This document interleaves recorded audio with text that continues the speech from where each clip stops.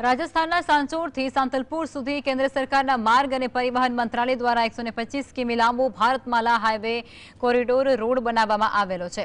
અંદાજિત 2000 કરોડથી વધુ રકમના ખર્ચે બનાવવામાં આવેલ આ ભારતમાલા એક્સપ્રેસ હાઈવે કોરિડોર ગુજરાતના બનાસકાંઠા અને પાટણ જિલ્લામાંથી પસાર થયો છે અને ગત એપ્રિલ મહિનામાં જ હાઈવે ઓથોરિટીના અધિકારીની ઉપસ્થિતિમાં ચૂપચાપ ઉદ્ઘાટન પણ કરી દેવાયું।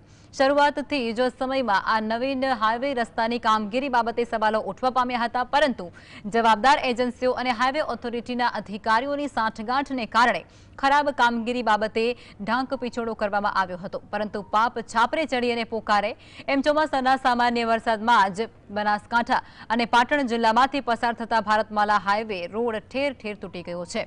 હાઈવે રોડના કામની અંદર વપરાયેલ હલકી ગુણવત્તાના મટીરીયલ્સને કારણે ઉદ્ઘાટનના 2 મહિનામાં જ હાઈવે રોડ ચિંથરેલે હાલતમાં જોવા મળે છે।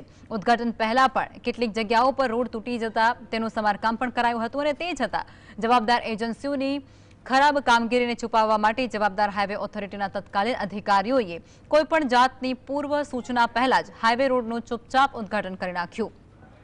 સામાન્ય વરસાદમાં જ ભારતમાલા હાઈવે રોડ તૂટી જતાની સાથે વાહન ચાલકો હેરાન પરેશાન થઈ રહ્યા છે।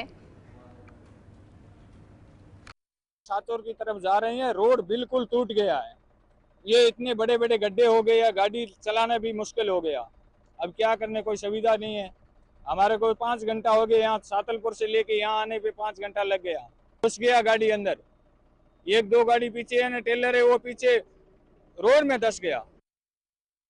बहुत बड़े बड़े खड्डे हैं, पीछे गाड़ियां गिर गई है, अंदर चली गई है। ये सब रोड टूटा हुआ है, ये नया नहीं है, सब टूटा हुआ है। सातलपुर से सातर तक टूटा हुआ है सब।